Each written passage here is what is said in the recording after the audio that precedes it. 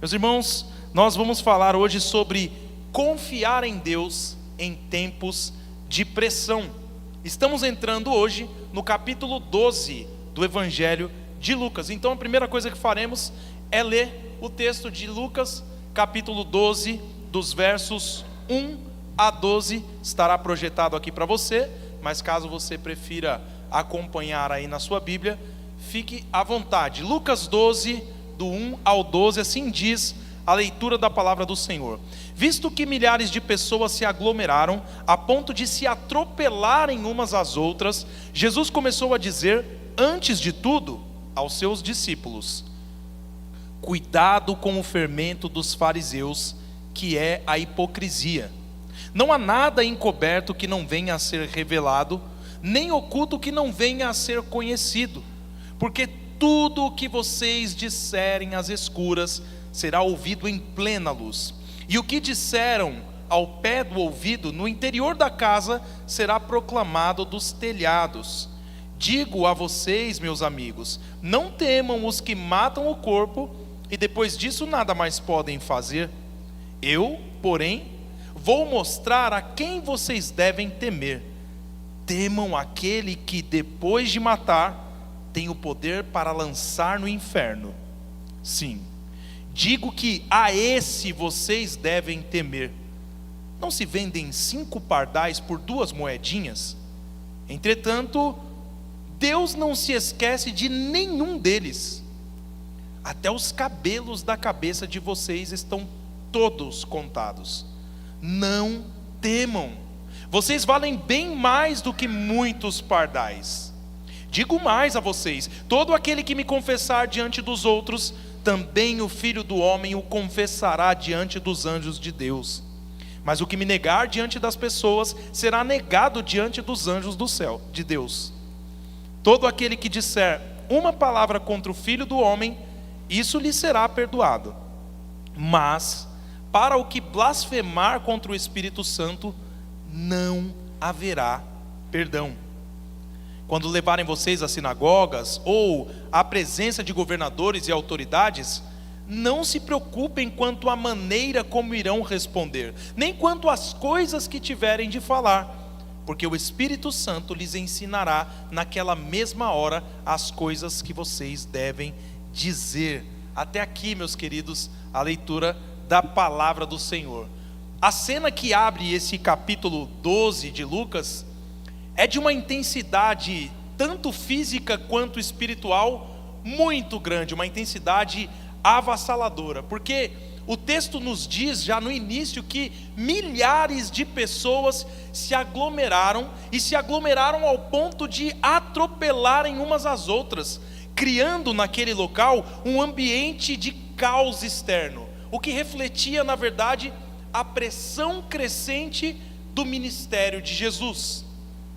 Só que Jesus ignora nesse primeiro momento o clamor da multidão para focar os seus ensinos primeiro em seus discípulos, naqueles que ele havia escolhido para andar mais próximo dele. Isso porque ele sabia que a maior ameaça a eles não era esse aperto físico da multidão, mas era o fermento espiritual dos seus oponentes. É por isso que este texto nos situa em um momento de crise escatológica, ou seja, crise relacionada às coisas do fim dos tempos. Jesus está falando de coisas seríssimas aqui, coisas que mostram que o reino de Deus invadiu a história, e esse reino de Deus que invadiu a história com a chegada de Jesus, era o reino de Deus que exigia e continua exigindo uma resposta radical daqueles que ouvem a sua palavra. Então Jesus não está aqui dando apenas conselhos morais, mas na verdade ele está preparando aquele que era no começo o seu pequeno rebanho para a hostilidade que viria após a sua partida. E ele faz isso fundamentando a coragem deles, a coragem que eles devem ter na realidade inabalável do propósito de Deus para aqueles que foram chamados pelo Senhor.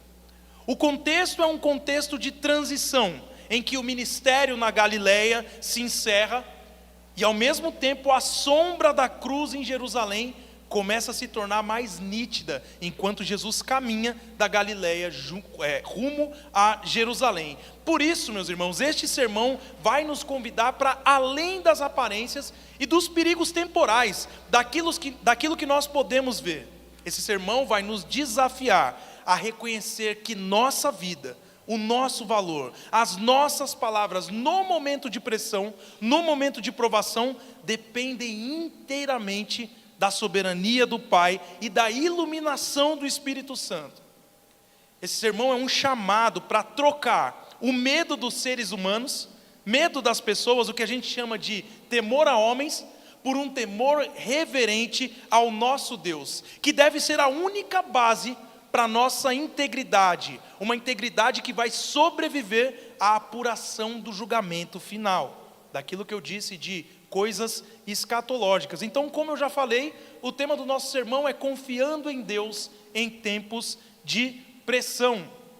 E em resumo nós veremos que a confiança em Deus vence a hipocrisia e o medo. A confiança em Deus vence a hipocrisia e o medo. Em primeiro lugar, meus irmãos, esse texto nos mostra que a confiança em Deus produz integridade. Vamos ler mais uma vez dos versículos 1 a 3. Visto que milhares de pessoas se aglomeraram a ponto de se atropelarem umas às outras, Jesus começou a dizer, antes de tudo, aos seus discípulos: cuidado com o fermento dos fariseus, que é a hipocrisia. Não há nada encoberto que não venha a ser revelado, nem oculto que não venha a ser conhecido. Porque tudo o que vocês disseram às escuras será ouvido em plena luz, e o que disseram ao pé do ouvido, no interior da casa, será proclamado dos telhados. Crianças, eu quero que vocês desenhem um pombo soprando palavras, tá bom? Um pombo soprando palavras. Será que é possível? Acho que é, né? Meus irmãos, Jesus aqui acaba de sair da casa do fariseu, que havia chamado ele ali para uma refeição, onde ele denunciou severamente aquela religiosidade exterior daquele fariseu, dos fariseus em volta e também dos intérpretes da lei. Inevitavelmente isso nos lembra da profecia de Simeão, lá no começo do Evangelho de Lucas, quando ele predisse que Jesus revelaria os pensamentos de muitos corações, estabelecendo ali a função de Jesus como o grande revelador da verdade interior. Quantas vezes nós ouvimos nos evangelhos dizendo que, mas Jesus, conhecendo os pensamentos deles, conhecendo o coração deles, Jesus de fato conhecia o coração. Então ele começa fazendo uma advertência: cuidado com o fermento dos fariseus, que ele identifica aqui explicitamente com a hipocrisia. Jesus chama o fermento dos fariseus de hipocrisia. E a hipocrisia nada mais é do que um fruto da depravação do ser humano, que tenta simular um tipo de piedade inexistente. E ele faz isso para conquistar, às vezes, aprovação social. E ele faz isso ignorando que o Deus soberano, Criador de todas as coisas, conhece as inclinações mais profundas do nosso próprio coração. E quando nós olhamos para essa figura do fermento, é uma metáfora que mostra algo que é muito pequeno, mas que tem a capacidade de penetrar e corromper toda a comunidade, se não for vigiado. Por isso Jesus usa a figura do fermento. E a advertência de Jesus não é fundamentada, na verdade, na certeza do julgamento divino, porque ele diz: não há nada encoberto que não venha a ser revelado. O que significa que a hipocrisia é, quando nós pensamos nela em última análise, um exercício de absoluta superficialidade. Porque o próprio Deus vai trazer luz ao que está escondido nas trevas. Então é algo realmente ali, para aquele momento apenas. A soberania de Deus garante que a verdade não pode ser silenciada para sempre. E que a integridade do cristão deve ser moldada por essa realidade escatológica, de que uma hora, um momento, tudo que nós falamos, pensamos, as nossas atitudes, tudo isso será revelado pelo Senhor. E Jesus expande essa ideia quando ele afirma que tudo o que vocês disseram às escuras será ouvido em plena luz. O que o Senhor faz aqui é estabelecer o padrão para o nosso discurso, o discurso daqueles que são discípulos de Jesus. Não deve haver dicotomia, ou seja, duplo pensar no nosso discurso, entre aquilo que é dito quando nós estamos no círculo mais íntimo dos nossos amigos, ou aquilo que é defendido em público. Quantas vezes nós não ouvimos hoje, no mundo político, vazaram áudios do político tal? E meu irmão, eu posso falar isso tranquilamente, porque isso acontece de todos os lados. E aí você vê aquele miserável que defendia uma coisa completamente diferente no público, no privado, é outra coisa, é outra coisa. Mas a nossa fé, a fé cristã, exige uma vida transparente diante de Deus. Uma vida em que os lábios confessam aquilo que corresponde à realidade do que você vive. Porque você até pode enganar as pessoas, mas a Deus. E quando ele fala dessa proclamação dos telhados, ele simboliza um tipo de publicidade total do caráter do tribunal de Deus. De forma que todos verão em todos os lugares aquilo que o Senhor vai revelar no último dia. Enquanto os fariseus buscavam aplauso humano através de roupas bonitas, de saudações externas, os discípulos de Jesus são chamados a viver sob o olhar daquele que vê o que está oculto no coração. Se você crê em Deus de verdade, você sabe que Ele sonda os seus pensamentos mais profundos, de tal forma que Ele te conhece até melhor do que você. Às vezes você pode se enganar, mas o Senhor não se engana ao seu respeito. A verdadeira segurança não está em esconder segredos, meus irmãos, mas estar em não ter nada escondido diante do juiz de toda a terra. E é em Jesus que nós vemos a verdade com V maiúsculo, a verdade encarnada que nunca conheceu a hipocrisia. Jesus não apenas denunciou esse pecado, mas Ele viveu em perfeita obediência ao Pai, revelando a nós como nós deveríamos caminhar, qual tipo de integridade o Senhor espera de nós. E por estarmos unidos a Cristo pela fé, nós recebemos não apenas a justiça dEle sendo derramada sobre nós, mas nós também recebemos o Espírito dEle. E esse recebimento do Espírito deve te transformar de dentro para fora, porque é esse Espírito que vai te capacitar a viver sem máscaras, porque em Cristo nós somos plenamente conhecidos, mas não somente isso, nós somos plenamente amados pelo Pai. Você não precisa fingir quem você não é diante do seu Pai. Ele sabe quem você é e mesmo assim Ele te ama. Essa é a verdade do Senhor. Então, meus irmãos, a confiança em Deus produz integridade. Mas em segundo lugar, a confiança em Deus vence o medo. Vamos ler agora dos versos 4 a 7. Digo a vocês, meus amigos, não temam os que matam o corpo e depois disso nada mais podem fazer. Eu, porém, vou mostrar a quem vocês devem temer. Temam aquele que, depois de matar, tem poder para lançar no inferno. Sim, digo que a esse vocês devem temer. Não se vendem 5 pardais por 2 moedinhas? Entretanto, Deus não se esquece de nenhum deles. Até os cabelos da cabeça de vocês estão todos contados. Não temam. Vocês valem bem mais do que muitos pardais. Até aqui, meus irmãos. Agora, crianças, eu quero que vocês desenhem 5 passarinhos em um galho de árvore. Tá bom? 5 passarinhos em um galho de árvore. Queridos, Jesus agora se dirige aos discípulos como amigos. Ele chama os seus discípulos de amigos. E o que Ele está fazendo neste momento é preparar os seus discípulos para a perseguição física que eles receberiam dos líderes judeus, que os líderes judeus já estavam tramando contra eles. Então Jesus vai ensinar sobre a doutrina da providência de Deus, que afirma que nada, nenhum evento, por menor que seja, acontece fora do decreto divino do Senhor. E ao chamar os discípulos de amigos, Jesus compartilha com eles os segredos do reino de Deus, oferecendo para eles uma perspectiva que o mundo não possuía. E ele os dá uma ordem: não temam os que matam o corpo e depois disso nada mais podem fazer. Meus irmãos, essa é uma declaração radical da limitação do poder humano. Porque mesmo a morte física, o maior terror de todo mundo, fala a verdade, quem não teme a morte? Quem não teme principalmente a morte daqueles que você ama? Mesmo isso é apresentado como algo incapaz de separar os filhos do seu Pai Celestial. Então Jesus dá uma alternativa: não temam aqueles que matam o corpo. Então o que vocês têm que fazer? Temam aquele que, depois de matar, tem poder para lançar no inferno.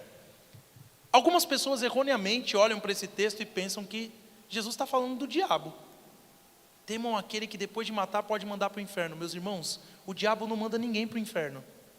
O diabo é o diabo de Deus, um cachorrinho na coleira comandado pelo Senhor dos Exércitos. E esse sim é aquele que pode matar o corpo e enviar para o inferno. E é a esse que nós somos chamados a temer. Mas esse temor não é um tipo de pavor escravizador, que faz você obedecer a Deus com muito medo de ir para o inferno. Mas na verdade é um reconhecimento profundo da soberania absoluta sobre a vida e sobre o destino eterno, que só o Senhor tem. O perigo real que os discípulos enfrentariam, e era isso que Jesus estava ensinando a eles, não era o tribunal romano, não era a sinagoga judaica, mas era o tribunal divino. E o discípulo encontra coragem quando ele alinha a sua lealdade com o juiz supremo de toda a terra.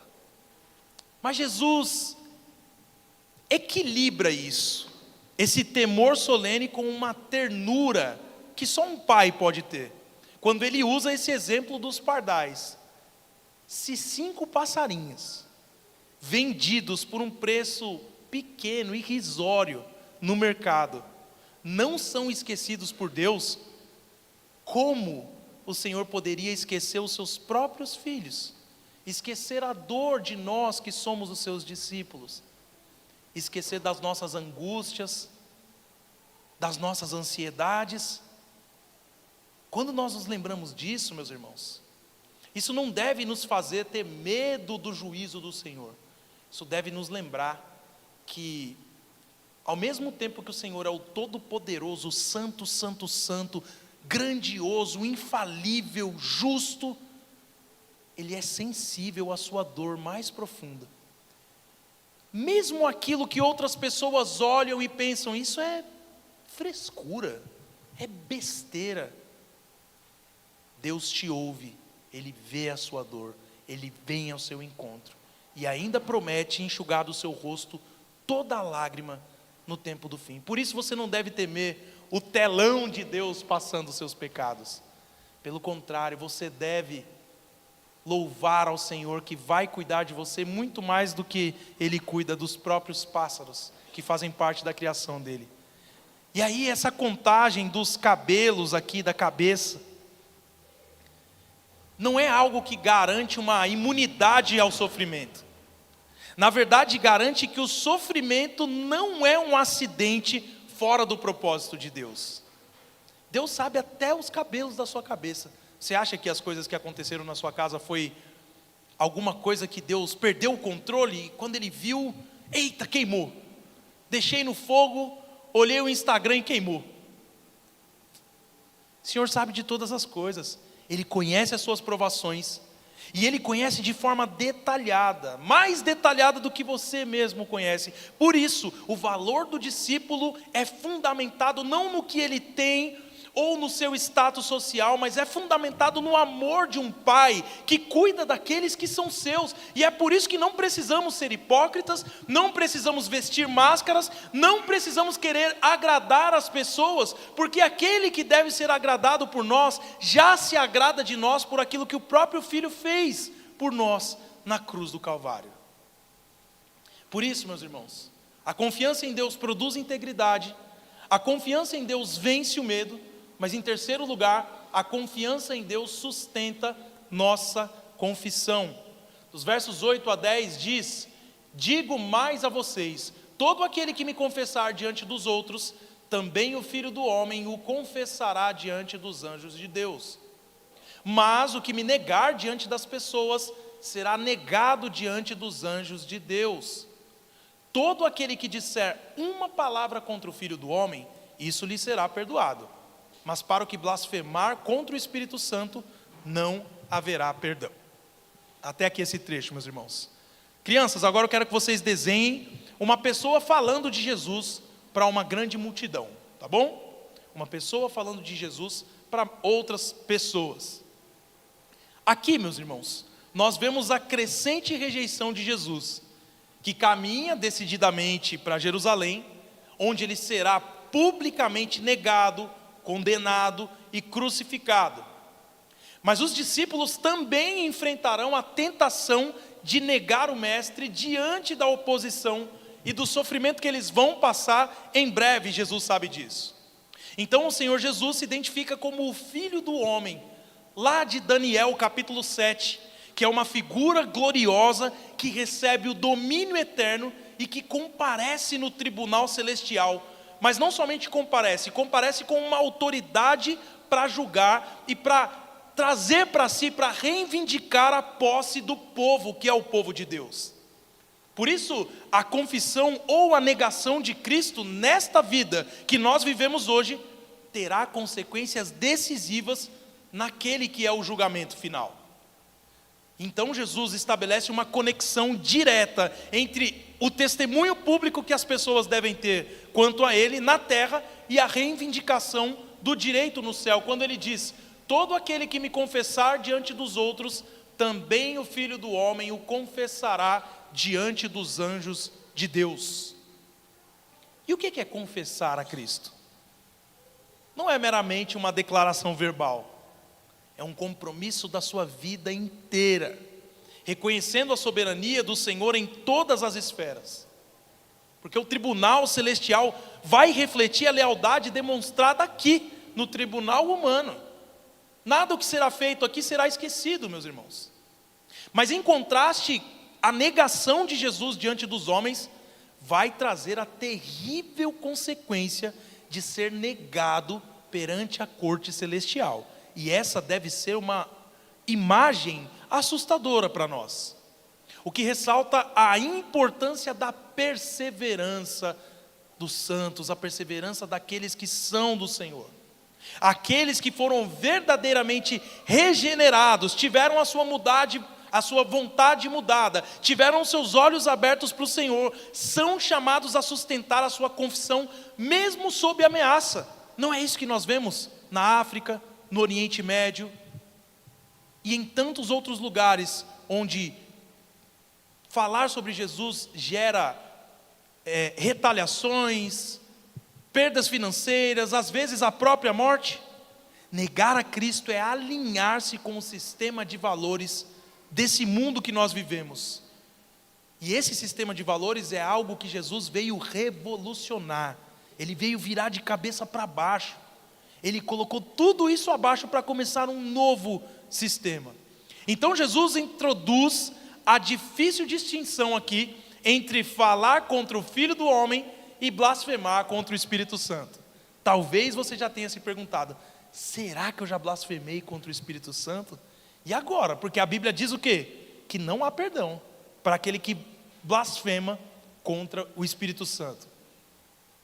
Falar contra o Filho do Homem pode ser um pecado de ignorância, pode ser um pecado de fraqueza momentânea, você está com medo por algo que aconteceu, como foi o caso de muitos que inicialmente rejeitaram Jesus, mas que depois encontraram perdão.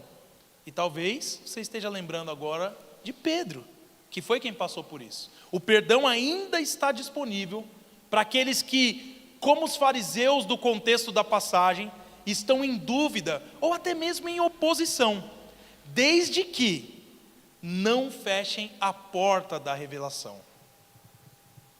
Agora, quando a gente fala de blasfemar contra o Espírito Santo, ela é declarada como algo imperdoável. E no contexto de Lucas, isso se refere à rejeição persistente e proposital do testemunho do Espírito sobre o propósito salvífico de Deus em Cristo. Então, quando você rejeita deliberadamente o Senhor, você escuta a palavra e você não quer, e você fica endurecido, essa é a blasfêmia contra o Espírito Santo. E para isso não há perdão, porque você vai sustentar isso até o fim da sua vida. E é por isso que contra o Filho do Homem você até fala, mas quando o Espírito vem ao teu encontro para te regenerar, se você continua endurecido, você está fora da família do Senhor, por mais sério e triste que isso seja. Isso acontece especialmente em momentos de perseguição, meus irmãos. É o que a Bíblia chama de pecado da apostasia final. O pecado em que o coração se torna tão endurecido contra a luz divina que a própria capacidade de se arrepender é perdida. A pessoa não consegue mais voltar. Agora, meus irmãos, Cristo é o nosso consolo, é o nosso grande advogado, é aquele que nos confessa diante do Pai. Mesmo quando nós falhamos, como Pedro falhou, Jesus intercede por nós, para que a nossa fé não desça a esse abismo da blasfêmia contra o Espírito. Jesus é o Filho do homem. Jesus é aquele que, após sofrer a rejeição terrena que nós deveríamos ter sofrido, foi exaltado à direita de Deus. E isso torna ele a garantia da nossa aceitação eterna. A nossa segurança não mora na perfeição da nossa confissão sobre quem é Jesus, mas mora na perfeição da intercessão de Jesus por nós. Por isso, meus irmãos, a confiança em Deus produz integridade. A confiança em Deus vence o medo. Ela sustenta a nossa confissão. E por fim, a confiança em Deus fortalece o nosso testemunho. Vamos ler agora dos versos 11 a 12, que diz: quando levarem vocês às sinagogas ou à presença de governadores e autoridades, não se preocupem quanto à maneira como irão responder, nem quanto às coisas que tiverem de falar, porque o Espírito Santo lhes ensinará naquela mesma hora as coisas que vocês devem dizer. Até aqui, meus irmãos. Crianças, o último desenho que vocês farão é de um pombo de novo, tá? Só que dessa vez ele está soprando palavras a uma pessoa específica. Um pombo soprando palavras a uma pessoa específica. Meus irmãos, o que nós vemos aqui é a antecipação das cenas que virão no julgamento que os discípulos enfrentariam naqueles tribunais, nas sinagogas, como narrado extensivamente lá no livro de Atos dos Apóstolos. Nós vemos também a promessa que foi feita lá no Antigo Testamento, de que o Espírito de Deus capacitaria os seus servos para falar com autoridade e sabedoria, quando assim fosse necessário. E Jesus prevê que os seus seguidores seriam levados às sinagogas e à presença de governadores e de autoridades. Isso indica que a fé cristã, de forma inevitável, vai entrar em conflito com as estruturas do poder humano que resistem ao reino de Deus. Quando a gente olha, meus irmãos, para tanta convergência entre governo e igreja, isso deve te incomodar, porque raramente isso é algo benéfico de verdade. Geralmente, de alguma forma, o governo humano tenta silenciar o reino de Deus através de benesses, de emendas. Por isso nós temos que estar atentos. Isso não significa que nós temos que pedir perseguição. Mas se você viver o evangelho na integridade, pode esperar. Ela é certeira, ela virá. A instrução de Jesus é muito surpreendente, porque ele diz: não se preocupem quanto à maneira como irão responder, nem quanto às coisas que tiverem de falar. Ele fala de duas coisas diferentes aqui. Ele fala assim, abandona a ansiedade. Fica tranquilo, tanto quanto como você vai dizer e sobre o que você vai dizer. Viva em dependência espiritual. E essa proibição da preocupação vinda de Jesus vai ligar esse ponto do sermão com o ensino que vai vir depois sobre as posses. Lá no versículo 22, que permitindo Deus, será exposto a semana que vem.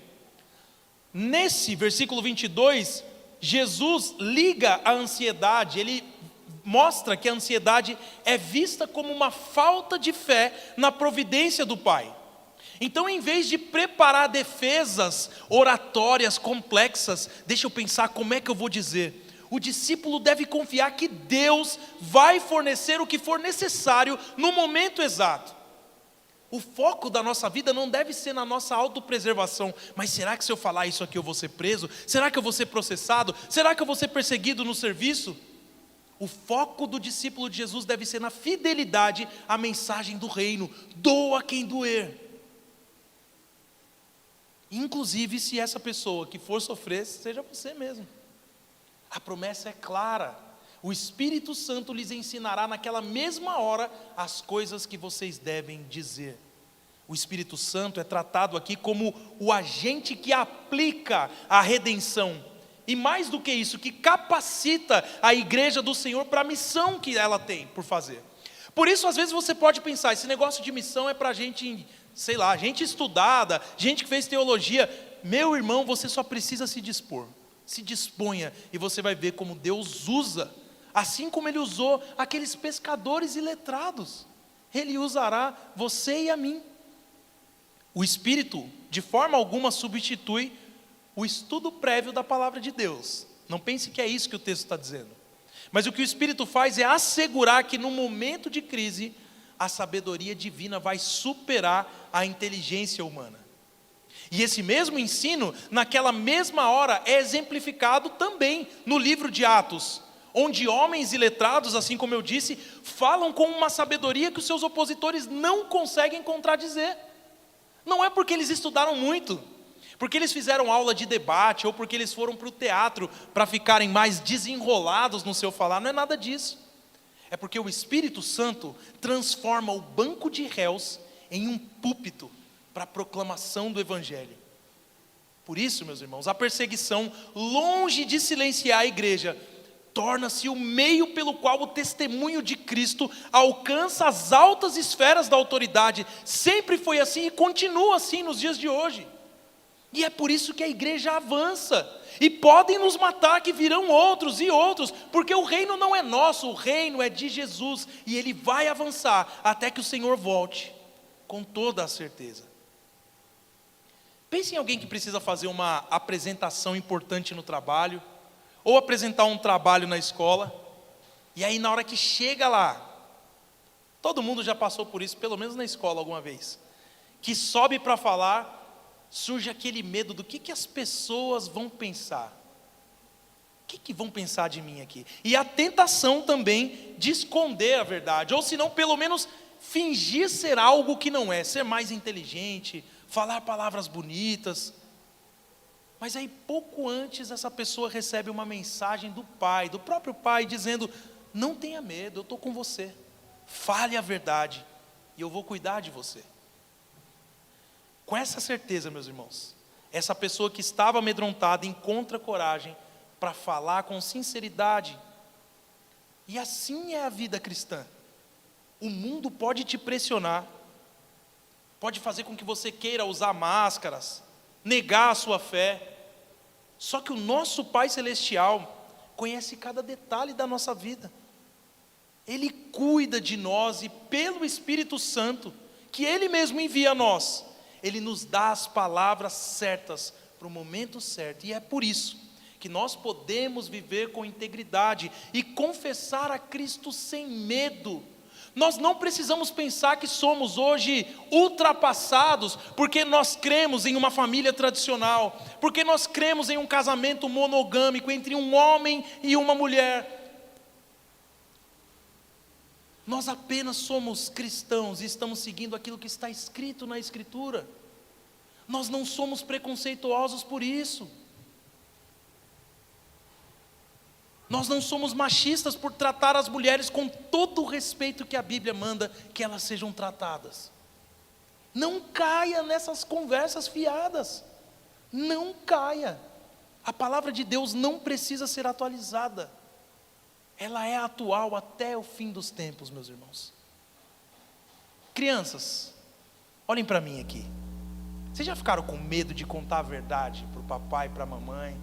Por achar que eles iam ficar bravos quando soubessem daquilo que vocês fizeram?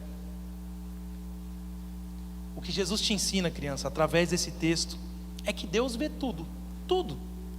Até quando você está no escuro, até quando você pensa alguma coisa que é ruim, que está só na sua cabeça. Mas não é só isso. Ele te ama, criança. Jesus te ama e te ama tanto que Ele sabe até quantos fios de cabelo você tem na sua cabeça. E é por isso que você não precisa fingir, não.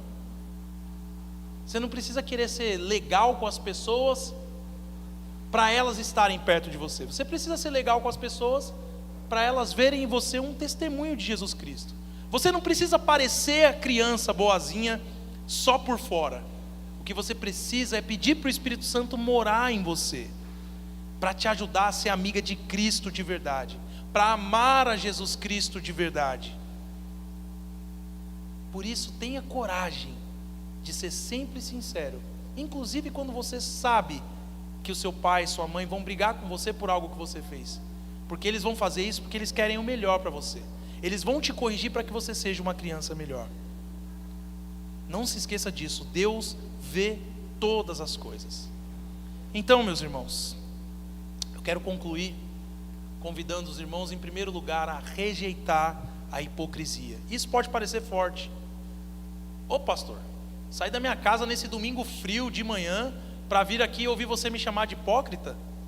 Não estou te chamando de hipócrita. Eu estou falando que nós temos a tentação, às vezes, de agirmos com hipocrisia em algumas situações da nossa vida. Como é que a gente sabe disso? Examinando o nosso coração diariamente, buscando viver uma vida com integridade, sabendo que Deus conhece as nossas motivações mais profundas, e que no final, meus irmãos, toda a verdade vai ser revelada. Por isso, não viva para as redes sociais, não viva para receber elogios humanos, viva para o olhar de Deus, que é muito mais profundo e amoroso do que o olhar de qualquer ser humano. Em segundo lugar, redirecione o seu medo. Nós somos tentados a temer a opinião pública, a perda do emprego, a rejeição social, mas Jesus te chama a temer apenas a Deus e a confiar em sua providência de Pai.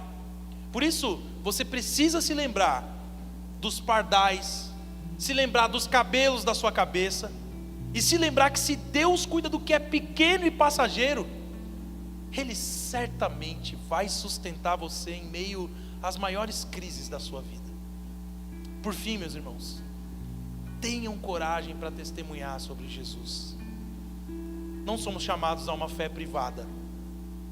Você não é chamado a ser o crente 007. Você é chamado a uma confissão pública da soberania de Cristo. Quando nós enfrentarmos, e nós vamos enfrentar, situações nas quais a nossa fé for testada, ou a nossa fé for questionada, nós não devemos entrar em pânico. O que nós devemos fazer é confiar que o Espírito Santo vai nos ensinar aquilo que nós devemos dizer. A perseguição não é um sinal de derrota, muito pelo contrário, ela é uma oportunidade para que a glória de Deus se manifeste através da nossa fraqueza. Nós cantaremos agora, meus irmãos, uma música maravilhosa que se chama Só em Jesus. E quando nós olhamos para essa música, nós vemos tudo o que o Senhor fez por nós. Foram coisas maravilhosas, foram coisas grandiosas, foram coisas exclusivas, ninguém poderia fazer. E é por isso que nós somos chamados a viver para Ele, porque dele, por Ele e para Ele são todas as coisas. Por isso, a Ele toda a glória, eternamente. Amém.